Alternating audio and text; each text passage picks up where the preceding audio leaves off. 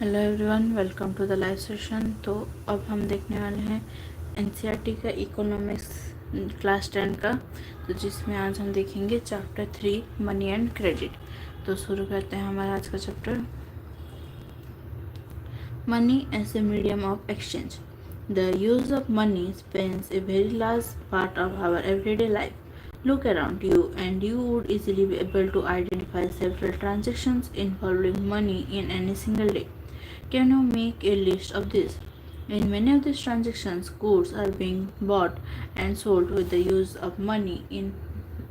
In some of these transactions, services are being exchanged with money.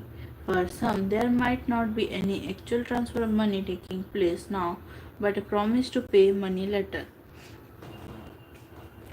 Have you ever wondered why transactions are made in money? The reason is simple. A person holding money can easily exchange it for any commodity or service that he or she might want.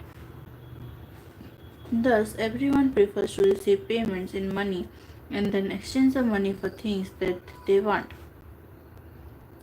Take the case of a shoe manufacturer. He wants to sell shoes in the market and buy wheat. The shoe manufacturer will first exchange shoes that he has produced for money and then exchange the money for wheat. Imagine how much more difficult it would be if the shoe manufacturer had to directly exchange shoes for wheat without the use of money. He would have to look for a wheat growing farmer who not only wants to sell wheat but also wants to buy shoes in exchange. That is, both parties have to agree to sell and buy each other commodities. This is known as double coincidence of wants. What a person desires to sell is exactly what the other wishes to buy. In a barter system where goods are directly exchanged without the use of money, double coincidence of wants is an essential feature. In contrast, in an economy where money is in use, money, by providing the crucial intermediate step, eliminates the need for double coincidence of wants. It is no longer necessary for the shoe manufacturer to look for a farmer who will buy his shoes and at the same time sell him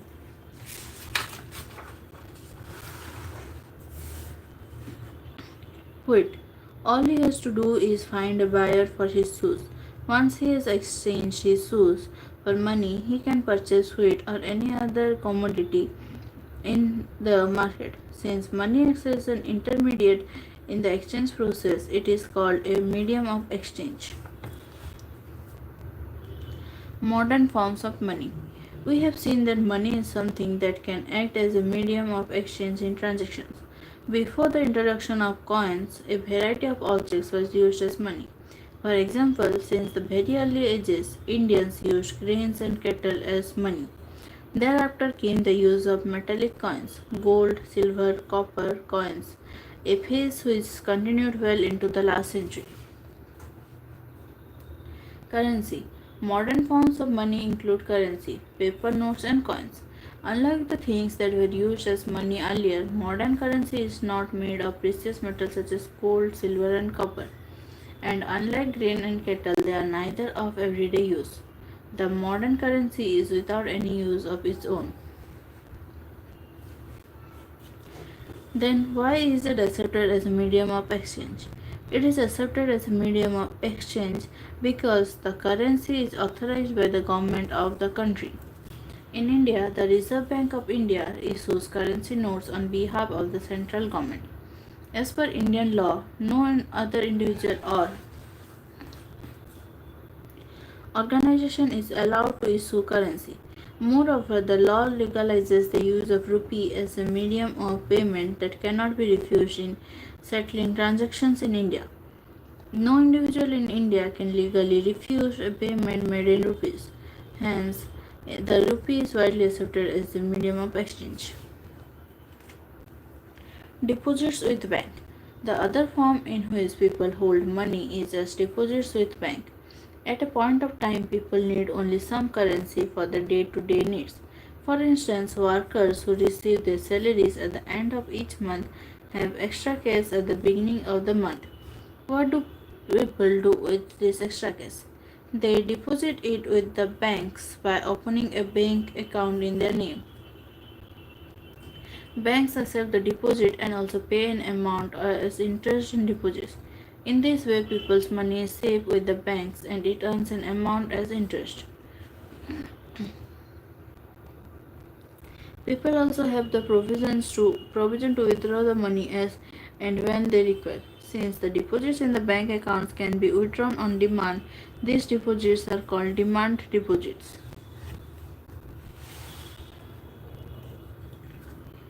Demand deposits offer another interesting facility. It is this facility which lends it the essential characteristic of money, that of a medium of exchange. You would have heard of payments being made by checks instead of cash. For payment through check, the payer who has an account with the bank makes out a check for a specific amount. A check is a paper instructing the bank to pay a specific amount from the person's account to the person in whose name the check has been issued. Let us try and understand how check payments are made and realize with an example. Check payments. A shoe manufacturer M. Salim has to make a payment to the leather supplier and writes a check for a specific amount. This means that the shoe manufacturer instructs his bank to pay this amount to the leather supplier. The leather supplier takes this check and deposits in his own account in the bank. The money is transferred from one bank account to another bank account in a couple of days. The transaction is complete without any payments of cash.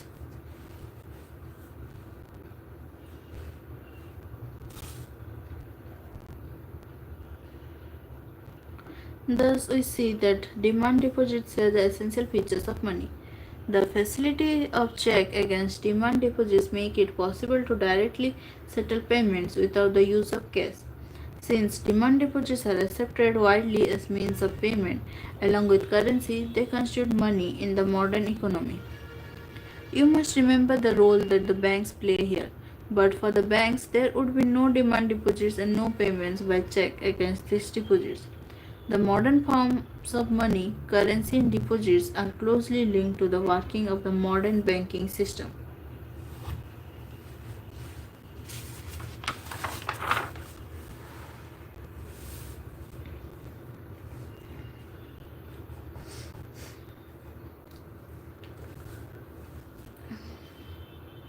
Loan activities of bank. Let us take the story of banks further. What do the banks do with the deposits which they accept from the public? There is an interesting mechanism at work. Banks keep only a small proportion of their deposits as cash with themselves. For example, banks in India these days hold about 15% of their deposits as cash. This is kept as provision to pay the depositors who might come to withdraw money from the bank on any given day. Since on any particular day only some of its many depositors come to withdraw cash, the bank is able to manage with this case. Banks use the major portion of the deposits to extend loans. There is huge demand for loans for various economic activities. We shall read more about this in the following sections. Banks make use of the deposits to meet the loan requirement of the people.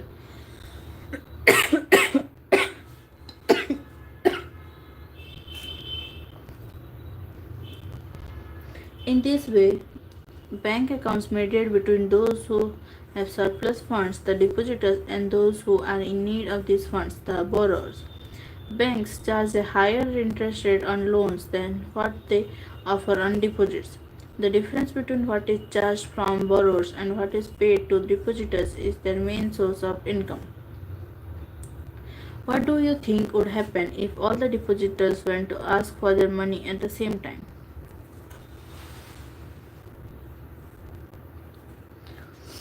Two different credit situations.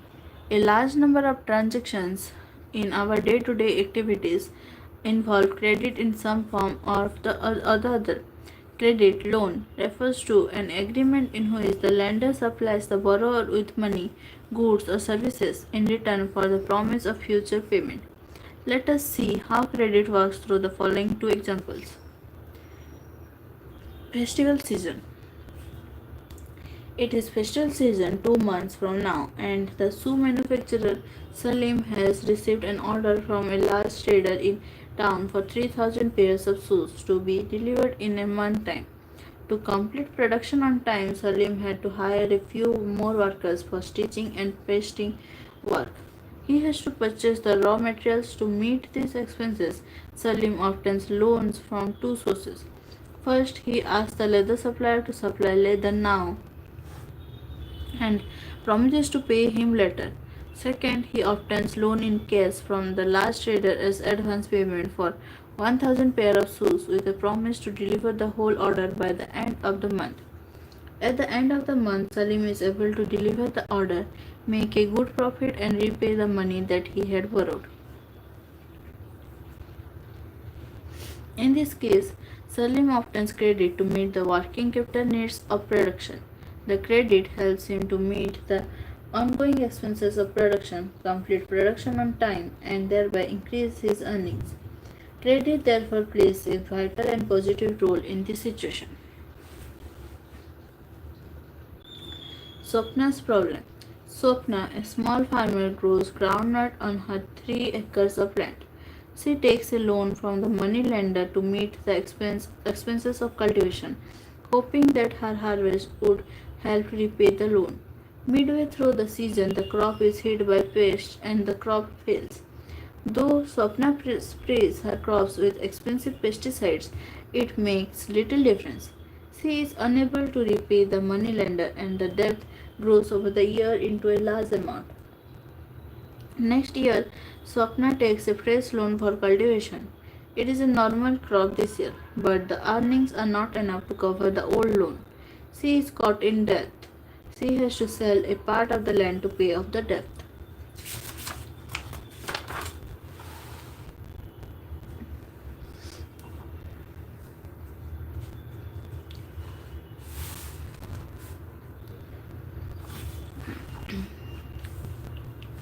In rural areas, the main demand for credit is for crop production.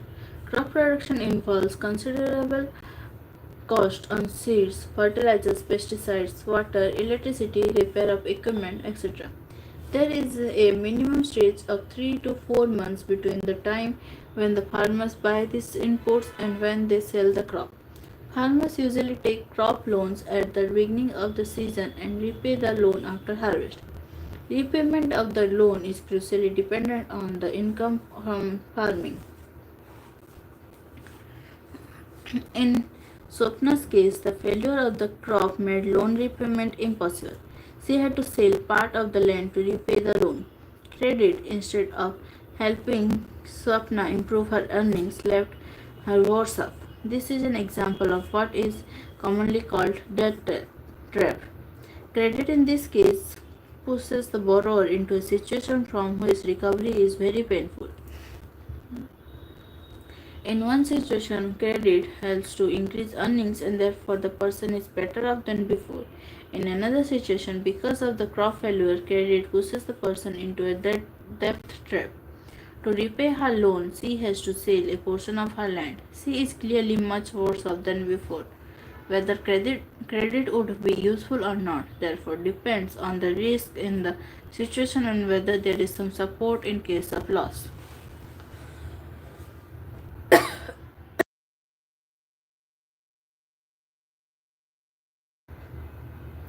Terms of credit.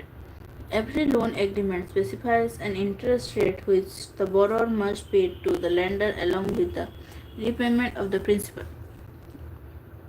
In addition, lenders may demand collateral security against loans. Collateral is an asset that the borrower owns, such as land, building, vehicle, livestock, deposits with banks, and use this as a guarantee to the lender until the loan is repaid. If the borrower fails to repay the loan, the lender has the right to sell the asset or collateral to obtain payment. Property such as land titles, deposits with banks, livestock are some examples of collateral used for borrowing.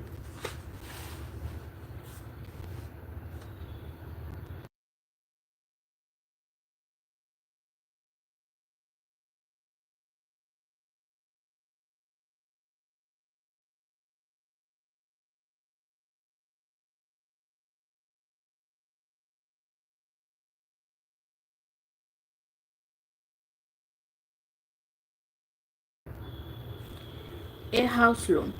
Megha has taken a loan of rupees 5 lakhs from the bank to purchase a house. The annual interest rate on the loan is 12% and the loan is to be repaid in 10 years in monthly installments. Megha had to submit to the bank documents showing her employment records and salary before the bank agreed to give her the loan. The bank returned as collateral the papers of the new house, which will be returned to Megha only when she repays the entire loan with interest. Interest rate, collateral and documentation requirement, and the mode of repayment together comprise what is called the terms of credit. The terms of credit vary substantially from one credit arrangement to another. They may vary depending on the nature of the lender and the borrower. The next section will provide examples of the varying terms of credit in different credit arrangements.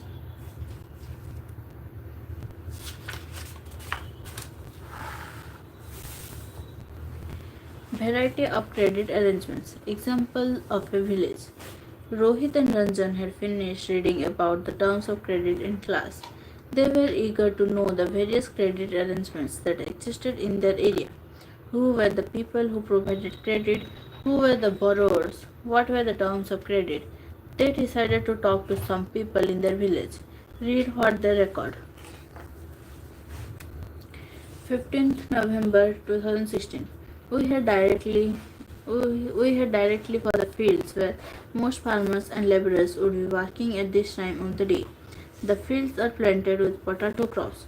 We first met Syamal, a small farmer in Sonpur, a small irrigated village. Syamal tells us that every season he needs loans for cultivation on his 15 acres of land, 1.5 acres of land. Till a few years back, he would borrow money from the village moneylender at an interest rate of 5% per month, 60% per annum. For the last few years, Syamal has been borrowing from an agricultural trader in the village at interest rate of 3% per month. At the beginning of the cropping season, the trader supplies the farm imports on credit, which is to be repaid when the crops are ready for harvest. Besides the interest charge on the loan, the trader also makes the farmers promise to sell the crop to him. This way, the trader can ensure that the money is repaid promptly. Also, since the crop prices are low after the harvest, the trader is able to make a profit from buying the crop at a low price from the farmers and then selling it later when the price has risen. We next meet Arun, who is supervising the work on one farm laborer. Arun has 7 acres of land. He is one of the few persons in Sonpur to receive bank loan for cultivation. The interest rate on the loan is 8.5% per annum and can be repaid any time in the next 3 years. Arun plans to repay the loan after harvest by selling a part of the crop. He then intends to store the rest of the potatoes in a cold storage and apply for a fresh loan from the bank against the cold storage receipt. The bank offers the facility to the farmers who have taken crop loan from them. Rama is working in a neighboring field. She works as an agricultural laborer. There are several months in the year when Rama has no work and needs credit to meet the daily expenses. Expenses on sudden illness or functions in the family are also made through loans. Rama has to depend on her employer, a medium landowner in Sonpur, for credit. The landowner charges an interest rate of 5% per month.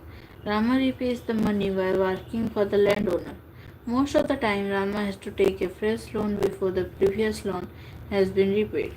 At present, she owes the landowner rupees 5,000.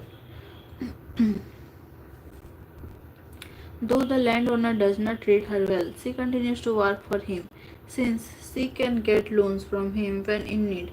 Rama tells us that the only source of credit for the landless people in Sonpur are the landowner employers.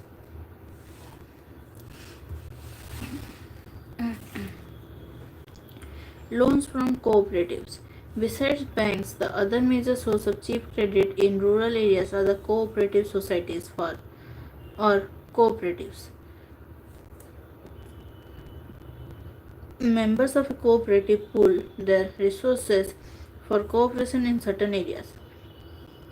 There are several types of cooperatives possible, such as farmers' cooperatives, weavers' cooperatives, industrial workers' cooperatives, etc. Krisak cooperative functions in a village not very far away from Sonpur. It has 2,300 farmers as members. It accepts deposits from its members. With these deposits as collateral, the cooperative has obtained a large loan from the bank. These funds are used to provide loans to members. Once these loans are repaid, another round of lending can take place. Krisak Cooperative provides loans for the purchase of agricultural implements, loans for cultivation and agricultural trade, fishery loans, loans for construction of houses, and for a variety of other expenses.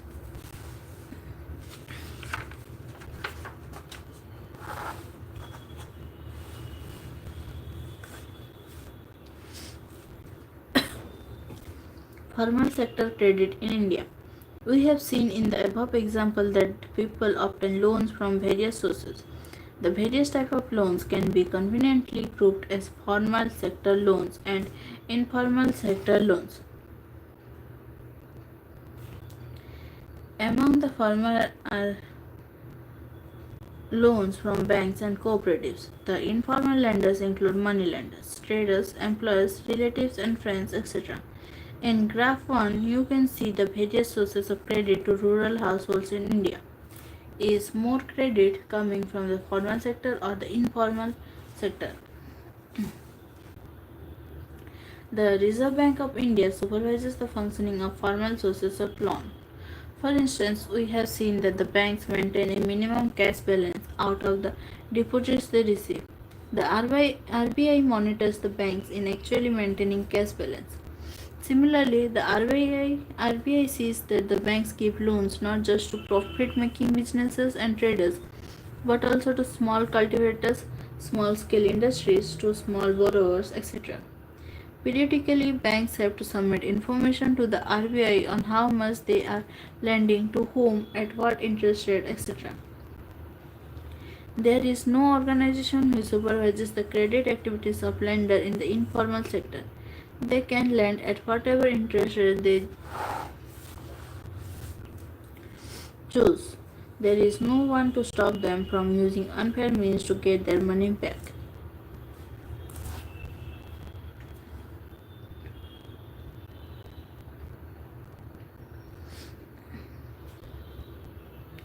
Compared to the formal lenders, most of the informal lenders charge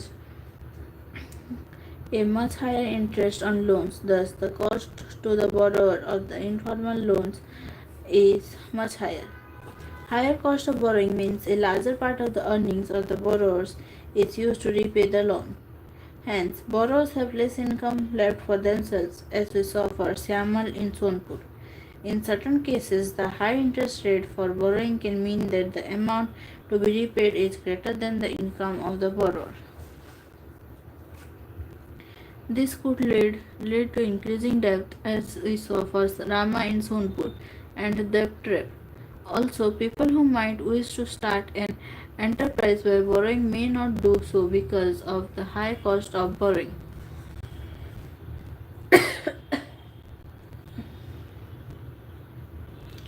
For these reasons, banks and cooperative societies need to lend more. This would lead to higher incomes, and many people could then borrow cheaply for a variety of needs.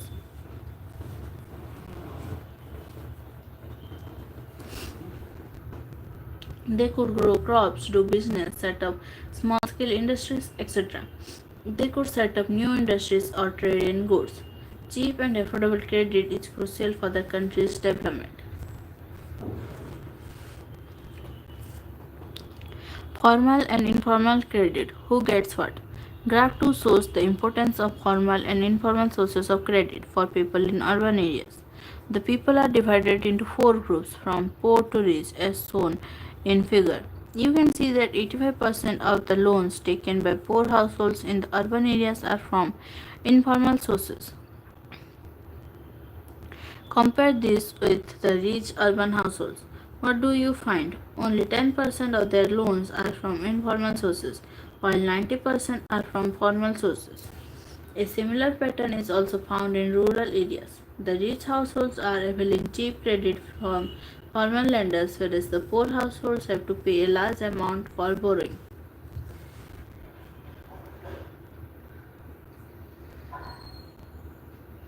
What does all this suggest? First, the formal sector still meets only about half of the total credit needs of the rural people. The remaining credit needs are met from informal sources.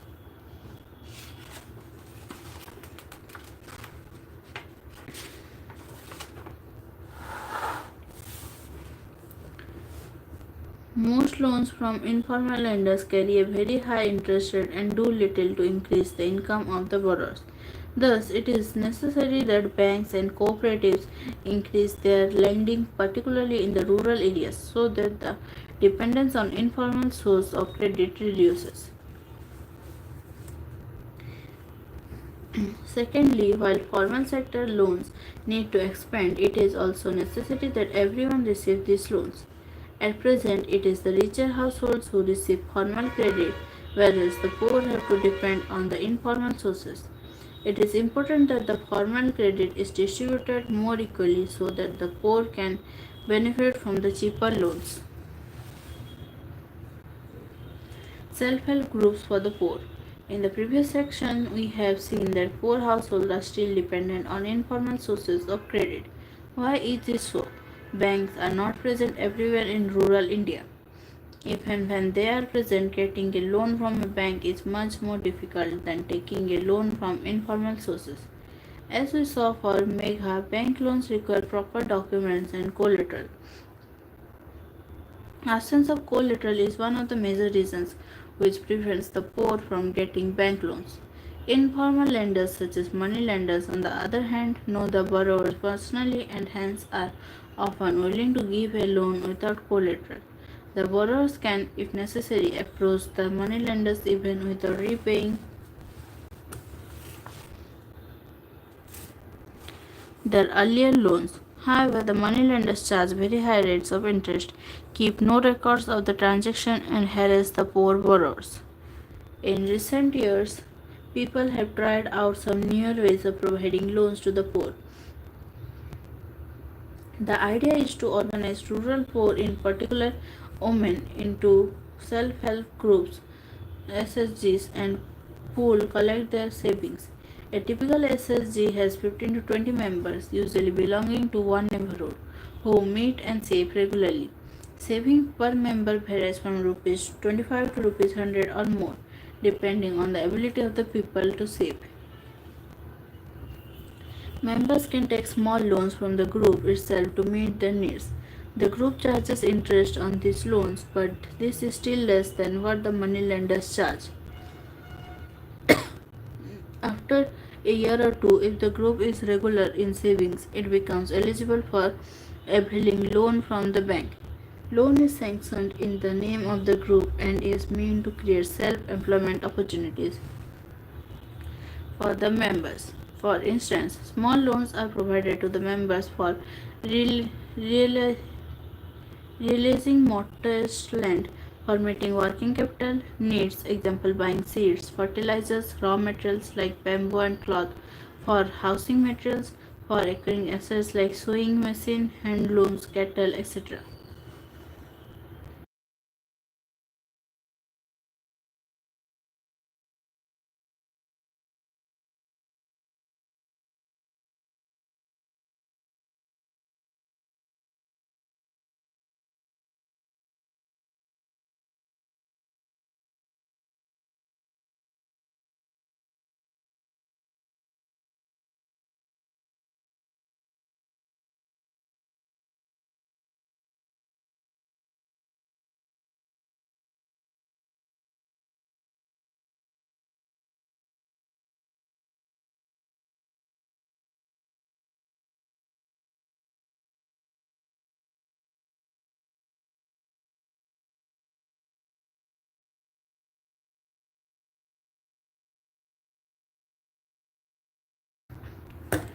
Most of the important decisions regarding the savings and loan activities are taken by the group members.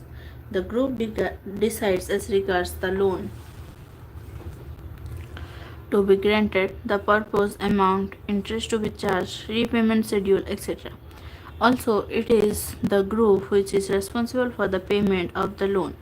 Any case of non-repayment of loan by any one member is followed up seriously by other members in the group.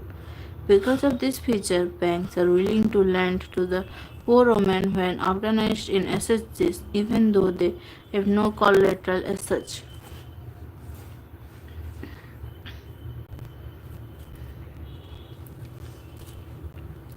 Thus, the SSGs help borrowers overcome the problem of lack of collateral.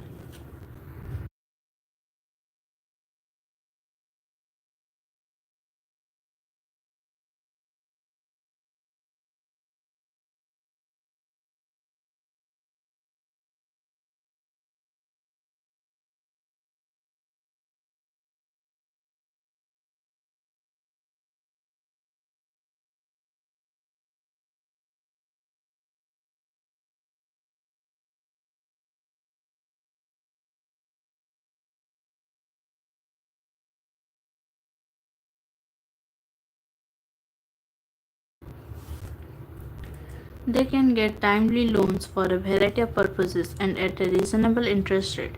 Moreover, SSGs are the building blocks of organization of the rural poor. Not only does it help women to become financially self-reliant, the regular meetings of the group provide a platform to discuss and act on a variety of social issues such as health, nutrition, domestic violence, etc.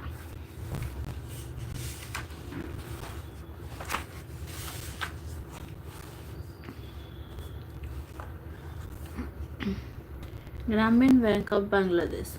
Grameen Bank of Bangladesh is one of the biggest success stories in reaching the poor to meet their credit needs at reasonable rates. Started in the 1970s as a small project, Grameen Bank in October 2014 has over 8.63 million members in about 81,390 villages spread across Bangladesh. Almost all of the borrowers are women and belong to poorest sections of the society. These borrowers have proved that not only the poor women reliable borrowers but that they can start and run a variety of small income generating activities successfully. If credit can be made available to the poor people on terms and conditions that are appropriate and reasonable, these millions of small people with their millions of small pursuits can add up to create the biggest development wonder. Professor Mohammad Yunus, the founder of Grameen Bank and recipient of 2006 Nobel Prize for Peace. Summing up, in this chapter we have looked at the modern forms of money and how they are linked with the banking system. On one side are the depositors who keep their money in the banks, and on the other side are the borrowers who take loans from these banks. Economic activities requires loans or credit. Credit, as we saw, can have a positive impact or in certain situations make the borrower worse off. Credit is available from a variety of sources. These can be either formal sources or informal sources. Terms of credit vary substantially between formal and informal lenders. At present, it is the richer household who receive credit from formal sources, whereas the poor have to depend on informal sources. It is essential that the total formal sector credit increases so that the dependence on the more expensive informal credit becomes less. Also, the poor should get a much greater share of formal loans from banks, cooperative societies, etc. Both these steps are important for development. तो इसी के साथ हमारा ये chapter complete हुआ और ये है इस चैप्टर का एक्सरसाइज। और अभी हम चैप्टर 4 शुरू करेंगे जो कि है globalisation and the Indian economy. तो शुरू करते हैं chapter. As consumers in today's world, some of us have a wide choice of goods and services before us. The latest model of digital cameras, mobile phones, and televisions made by the leading manufacturers of the world are within our reach. Every season, new models of automobiles can be seen on Indian roads. Gone are the days when Ambassador and Fiat were the only cars on Indian roads. Today, Indians are buying cars produced by nearly all the top companies in the world. A similar explosion of brands can be seen for many other goods, from shirts to television to processed fruit juices. Such wide-ranging choice of goods in our markets is a relatively recent phenomenon. You would not have found such a wide variety of goods in Indian markets even 2 decades back. In a matter of years, our markets have been transformed. How do we understand this rapid transformation? What are the factors that are bringing about these changes, and how are these changes affecting the lives of people? We shall dwell on these questions in this chapter.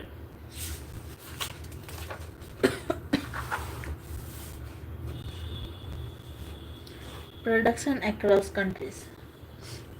Until the middle of the 20th century, production was largely organized within countries. What crossed the boundaries of these countries were raw materials, foodstuff, and finished products. Colonies such as India exported raw materials and foodstuff and imported finished goods. Trade was main channel connecting distant countries. This was before large companies called multinational companies (MNCs) emerged on the scene. A MNC is a company that owns or controls production in more than one nation. MNCs set up offices and factories for production in regions where they can get cheap labor and other resources. This is done so that the cost of production is low and the MNCs can earn greater profit. Consider the following example.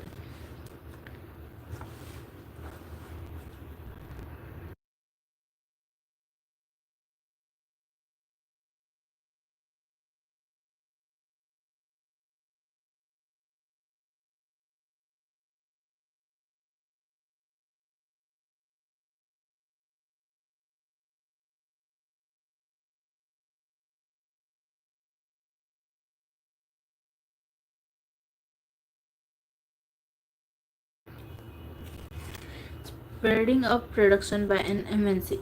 A large MNC producing industrial equipment designs its products in research centers in the United States and then has the components manufactured in China.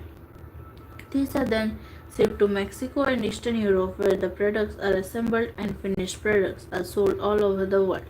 Meanwhile, the company's customer care is carried out through call centers located in India.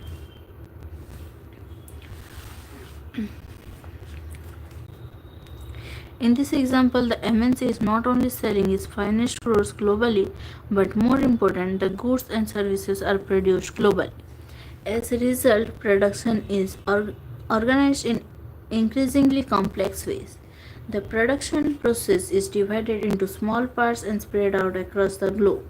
In the above example, China provides the advantage of being a chief manufacturing location. Mexico and Eastern Europe are useful for their closeness to the markets in the US and Europe. India has highly skilled engineers who can understand the technical aspects of production. It also had educated English speaking youth who can provide customer care services. And all this probably can mean 50 to 60% cost savings for the MNC. The advantage of spreading out production across the borders to the multinationals can be truly immense.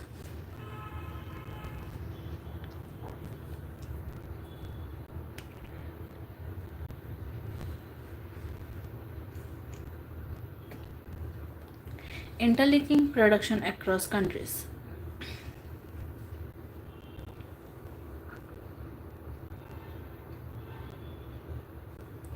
In general, MNC set up production where it is close to the markets, where there is skilled and unskilled labor available at low cost, and where the availability of other factors of production is assured. In addition, MNC might look for government policies that look after their interest. You will read more about the policies later in this chapter. Having assured themselves of these conditions, MNCs set up factories and offices for production. The money that is spent to buy assets such as land, building, machines, and other equipment is called investment. Investment made by MNCs is called foreign investment. Any investment is made with the hope that these assets will earn profit. At times, MNCs set up production jointly with some of the local companies of these countries. The benefit of the local company of such joint production is twofold. First, MNCs can provide money for additional investment like buying new machines for faster production. Second, MNCs might bring with them the latest technology for production.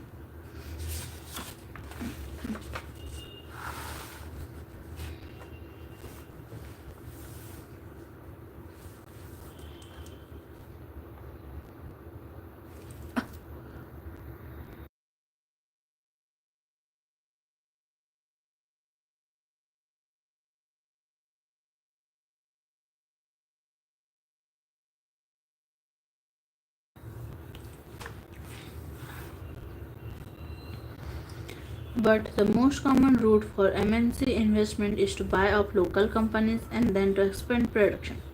MNCs with huge wealth can quite easily do so. To take an example, Cargill Foods, a very large American MNC, has bought over smaller Indian companies such as Parak Foods. Parak Foods had built a large marketing network in various parts of India, where its brand was well reputed. Also, Parak Foods had 4 oil refineries whose control has now shifted to Cargill.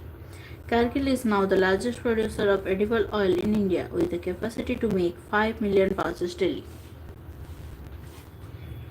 In fact, many of the top MNCs have wealth exceeding the entire budget of the developing country governments. With such enormous wealth, imagine the power and influence of these MNCs. There's another way in which MNCs control production. Large MNCs in developed countries place orders for production on small producers.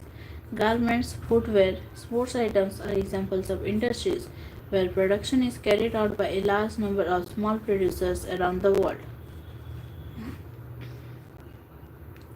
The products are supplied to the MNCs, which then sell these under their own brand names to the customers. These large MNCs have tremendous power to determine price, quality, delivery, and labor conditions for these distant producers. Thus, we can see that there are a variety of ways in which MNCs are spreading their production and interacting with local producers in various countries across the globe. By setting up partnership with local companies, by using the local companies for supply, by closely competing with the local companies or buying them up, MNCs are exerting a strong influence on production at these distant locations. As a result, production in these widely dispersed locations is getting interlinked.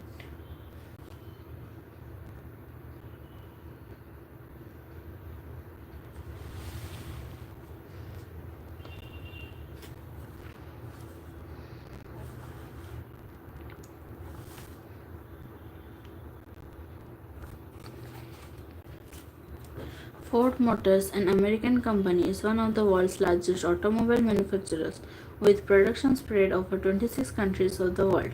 Ford Motors came to India in 1995 and spent Rs 1700 crore to set up large plant near Chennai. This was done in collaboration with Mahindra and Mahindra, a major Indian manufacturer of jeeps and trucks.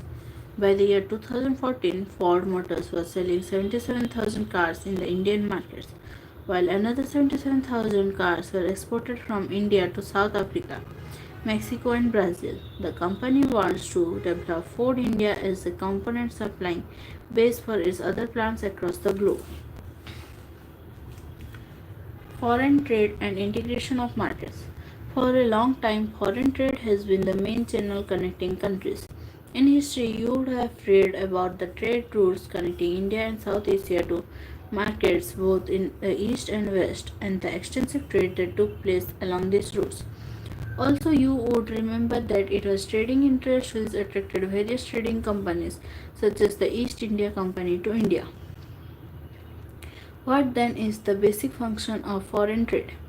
To put it simply, foreign trade creates an opportunity for the producer to reach beyond the domestic markets, that means markets of their own countries. Producer can sell their product produced not only in markets located within the country but can also compete in markets located in other countries of the world. Similarly, for the buyers, import of goods produced in another country is one way of expanding the choice of goods beyond what is domestically produced.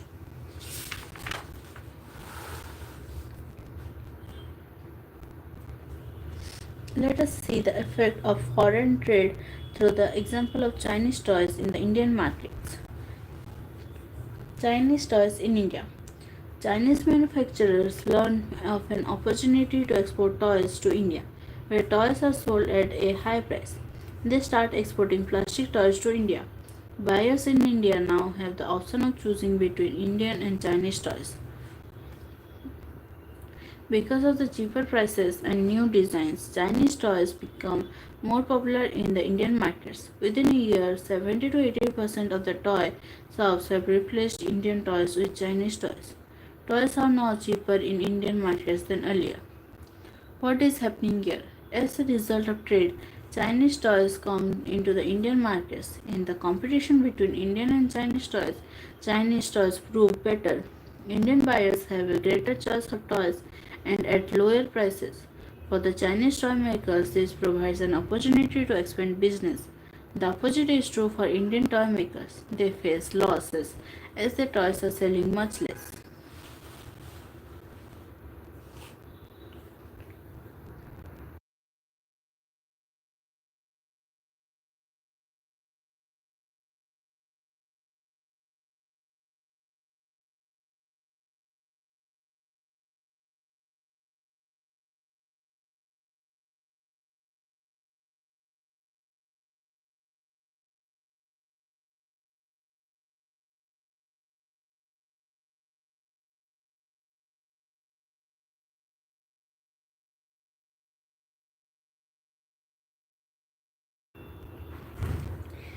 In general, with the opening of trade, goods travel from one market to another. Choice of goods in the markets rises. Prices of similar goods in the two markets tend to become equal, and producers in the two countries now closely compete against each other even though they are separated by thousands of miles.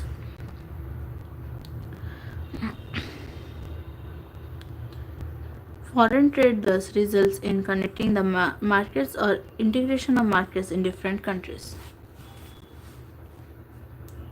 What is globalization? In the past two to three decades, more and more MNC have been looking for locations around the world which would be cheap for their production. Foreign investment by MNCs in these countries has been rising. At the same time, foreign trade between countries has been rising rapidly. A large part of the foreign trade is also controlled by MNCs. For instance, the car manufacturing plant of Ford Motors in India not only produces cars for the Indian markets, it also exports cars to other developing countries and exports cars components for its many factories around the world.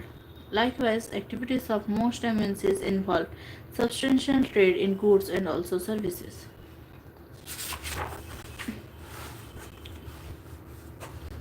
The result of greater foreign investment and greater foreign trade has been greater integration of production and markets across countries. Globalization is the process of rapid integration or interconnection between countries. MNCs are playing a major role in the globalization process. More and more goods and services, investments, and technology are moving between countries. Most regions of the world are in closer contact with each other than a few decades back. Besides the movements of goods, services, investments, and technology, there is one more way in which the countries can be connected. This is through the movement of people between countries. People usually move from one country to another in search of better income, better jobs, or better education. In the past few decades, however, there has not been much increase in the movement of people between countries due to various restrictions.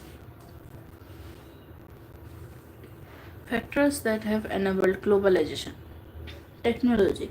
Rapid improvement in technology has been one major factor that has stimulated the globalization process. For instance, the past 50 years have seen several improvements in transportation technology. This has made much faster delivery of goods across long distance possible at lower cost. Containers for transport of goods. Goods are placed in containers that can be loaded intact onto ships, railways, planes, and trucks. Containers have led to huge reduction in port handling cost and increased the speed with which exports can reach markets. Similarly, the cost of air transport has fallen. This has enabled much greater volumes of goods being transported by airlines.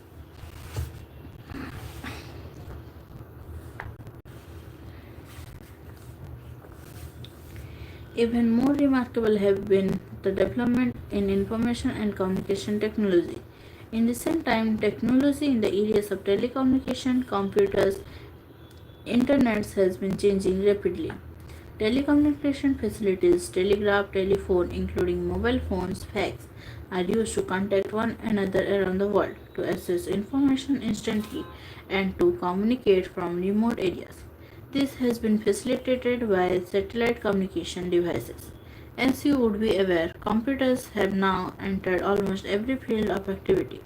You might have also ventured into amazing world of internet where you can obtain and share information on almost anything you want to know. Internet also allows us to send instant electronic mail, email, and talk voicemail across the world at negligible cost.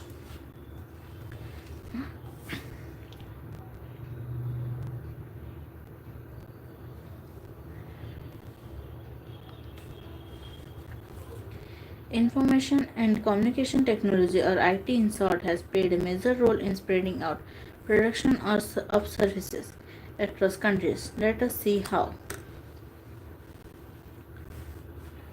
Using IT in globalization. A news magazine published for London readers is to be designed and printed in Delhi. The text of the magazine is sent through internet to the Delhi office. The designers in the Delhi office get orders on how to design the magazine from the office in London using telecommunication facilities. The designing is done on a computer. After printing, the magazine are sent by air to London. Even the payment of money for designing and printing from a bank in London to a bank in Delhi is done instantly through the internet, e-banking.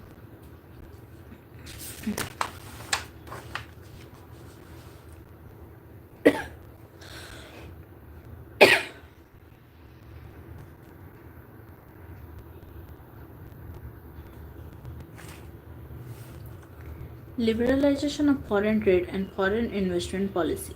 Let us return to the example of imports of Chinese toys in India. Suppose the Indian government puts a tax on import of toys. What would happen? Those who wish to import these toys would have to pay tax on this. Because of the tax, buyer will have to pay a higher prices on imported toys. Chinese toys will no longer be as cheap in the Indian markets, and imports from China will automatically reduce. Indian toy makers will prosper. Tax on imports is an example of trade barrier. It is called a barrier because now restriction has been set up. Governments can use trade barriers to increase or decrease, regulate foreign trade, and to decide what kinds of goods and how much of each should come into the country. The Indian government, after independence, had put barriers to foreign trade and foreign investment. This was considered necessary to protect the producers within the country from foreign competition. Industries were just coming up in 1950s and 1960s, and competition from imports at that stage would not have allowed these industries to come up. Thus, India allowed imports of only essential items such as machinery, fertilizers, petroleum, etc. Note that all developed countries during the early stages of development have given protection to domestic producers through a variety of means. Starting around 1991, some far reaching changes in policy were made in India. The government decided that the time had come for Indian producers to compete with producers around the globe. It felt that competition would improve the performance of producers within the country, since they would have to improve their quality. This decision was supported by powerful international organizations.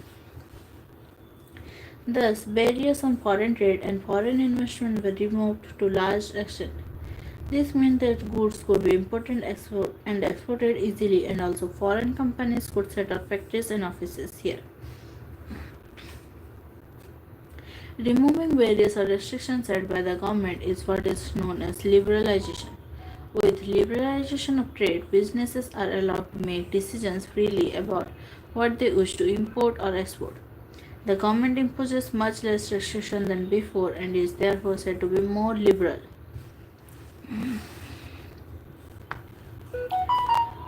World Trade Organization.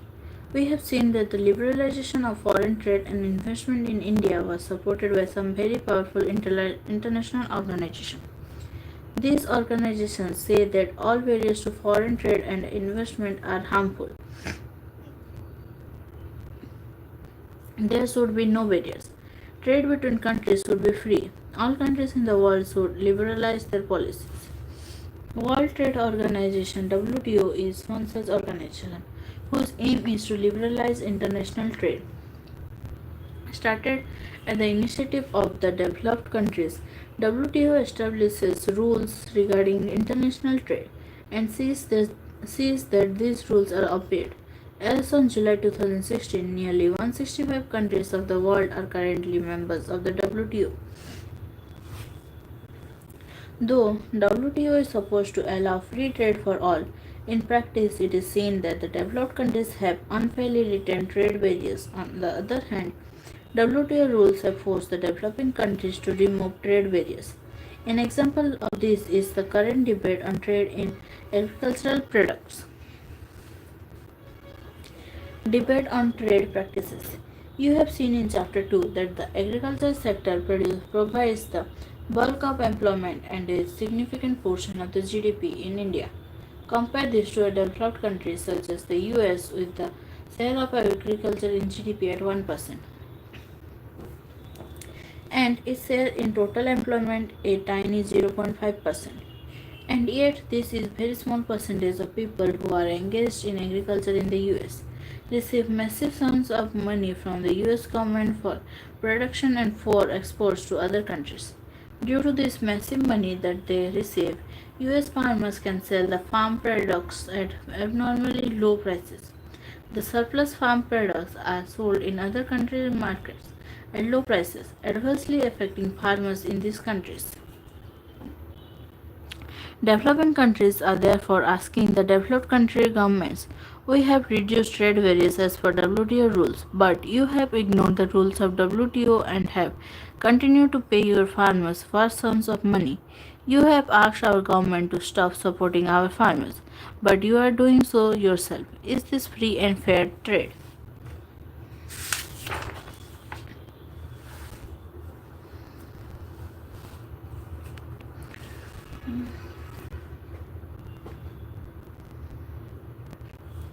Impact of globalization in India. In the last 20 years, globalization of the Indian economy has come a long way. What has been its effect on the lives of people? Let us look at some of the evidence. Globalization and greater competition among producers, both local and foreign producers, has been of advantage to consumers, particularly the well-off sections in the urban areas. There is greater choice before these consumers who now enjoy improved quality and lower prices for several products.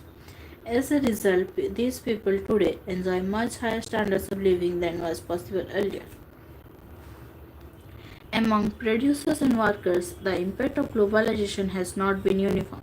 Firstly, MNCs have increased their investment in India over the past 20 years, which means investing in India has been beneficial for them. MNCs have been interested in the industries such as cell phones, automobiles, electronics, soft drinks, fast food, or services such as banking in urban areas. These products have a large number of well-off buyers in these industries and services. New jobs have been created. Also, local companies supplying raw material etc. to these industries have prospered. Steps to attract foreign investment. In recent years, the central and state governments in India are taking special steps to attract foreign companies to invest in India. Industrial zones called special economic zones are being set up. SEZs are to have world class facilities electricity, water, roads, transport, storage, recreational and educational facilities. Companies who set up production units in the SEZs do not have to pay taxes for an initial period of 5 years. Government has also allowed flexibility in the labor laws to attract foreign investment. You have seen in chapter 2 that the companies in the organized sector have to obey certain rules and that aim to protect the workers. Right. In the recent years, the government has allowed companies to ignore many of these. Instead of hiring workers on a regular basis, companies hire workers flexibly for short periods when there is intense pressure of work. This is done to reduce the cost of labor for the company. However, still not satisfied, foreign companies are demanding more flexibility in labor laws. Secondly, several of the top Indian companies have been able to benefit from the increased competition. They have invested in newer technology and production method and raised their production standard. Some have gained from successful collaboration with foreign companies. Moreover, globalization has enabled some large Indian companies to emerge as multinationals themselves. Tata Motors, Automobiles, Infosys, IT, Ranbaxy, Medicine, Asian Paints, Sundaram Fasteners, Nut and Bolts are some Indian companies which are spreading their operations worldwide. Globalization has also created new opportunities for companies providing services, particularly those involving IT. The Indian company producing a magazine for the London based company and call centers are some examples.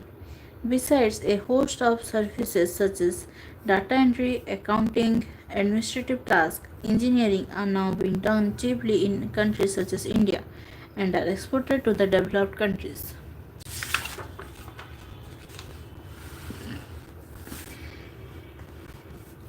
Small producers compete or perish.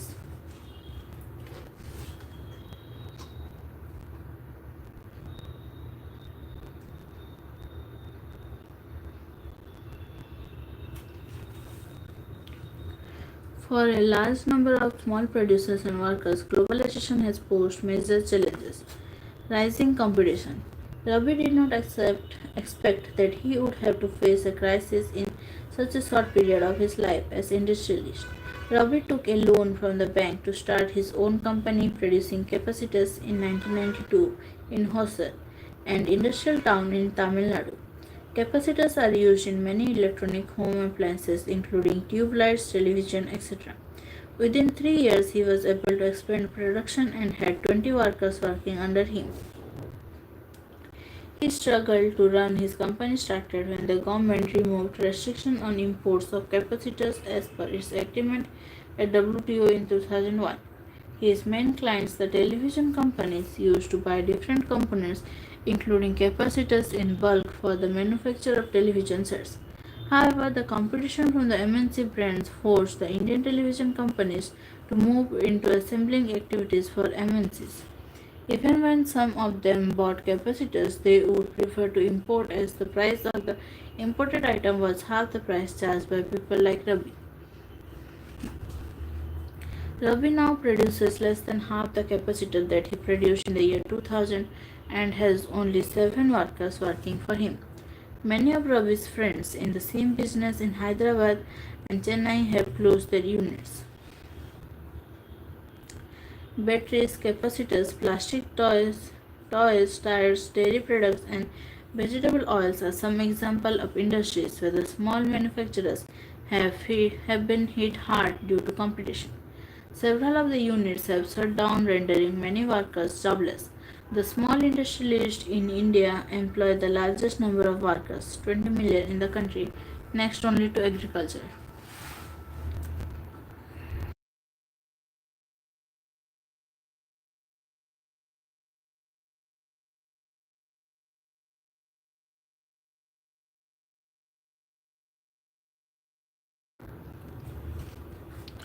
Competition and uncertain employment.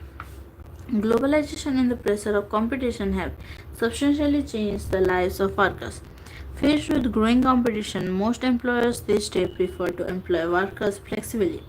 This means that workers' jobs are no longer secure. Let us see how the workers in the garment export industry in India are having to bear this pressure of competition. Large MNCs in the garment industry in Europe and America order their products from Indian exporters. These large MNCs with worldwide network look for the cheapest goods in order to maximize their profits. To get these large orders, Indian garment exporters try hard to cut their own cost. As cost of raw materials cannot be reduced, exporters try to cut labor cost. Where earlier a factory used to employ workers on a permanent basis, now they employ workers only on a temporary basis so they do not have to pay workers for the whole year. Workers also have to put in very long working hours and work night shifts on a regular basis during the peak season. Wages are low and workers are forced to work overtime to make both ends meet. While this competition among the garment exporters has allowed the MNC to make large profits, workers are denied their fair share of benefits brought by globalization. A garment worker. 35-year-old Susila has spent many years as a worker in the garment export industry of Delhi. She was employed as a permanent worker, entitled to health insurance, provident fund, overtime at a double rate when Susila's factory closed in the late 1990s. After searching for a job for 6 months, she finally got a job 30 kilometers away from where she lives. Even after working in this factory for several years, she is a temporary worker and earns less than half of what she was earning earlier. Susila leaves her house every morning 7 days a week at 7:30 a.m. and returns at 10 p.m. A day off from work means no wage. She has none of the benefits she used to get earlier. Factories closer to her home have widely fluctuating orders and therefore pay even less.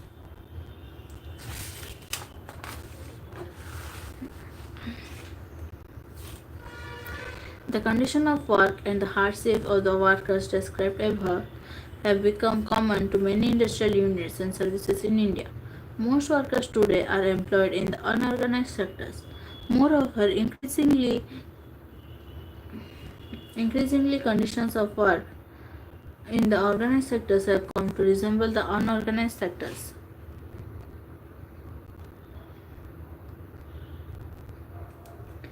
Workers in the organized sector such as Susila no longer get the protection and benefits that they enjoyed earlier.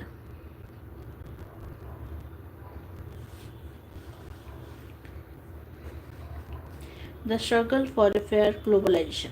The above evidence indicates that not everyone has benefited from globalization. People with education, skill, and wealth have made the best use of the new opportunities. On the other hand, there are many people who have not shared the benefits. Since globalization is now a reality, the question is how to make globalization more fair. Fair globalization would create opportunities for all and also ensure that the benefits of globalization are shared better. The government can play a major role in making this possible. Its policies must protect the interest not only of the rich and the powerful but all the people in the country. You have read about some of the possible steps that the government can take. For instance, the government can ensure that labor laws are properly implemented and the workers get their rights.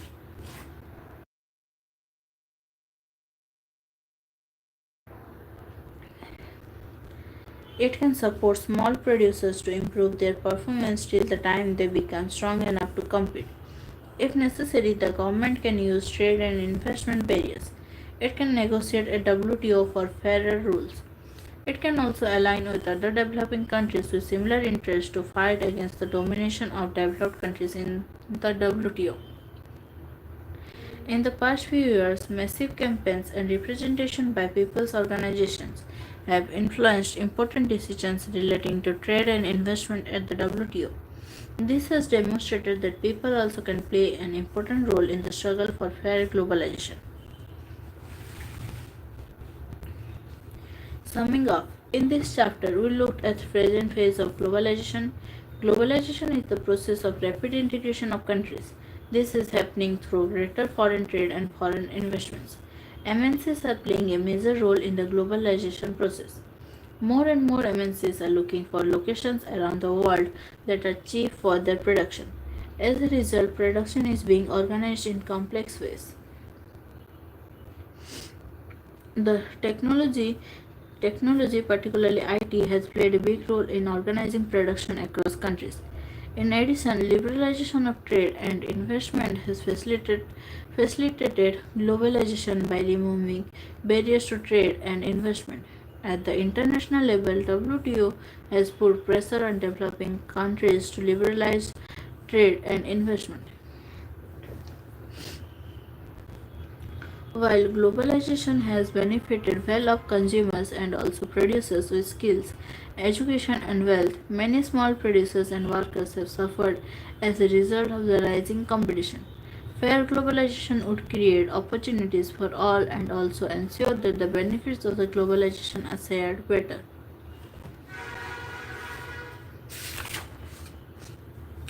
तो इसी के साथ हमारा ये chapter भी ख़त्म होता है और ये है इस चैप्टर का एक्सरसाइज।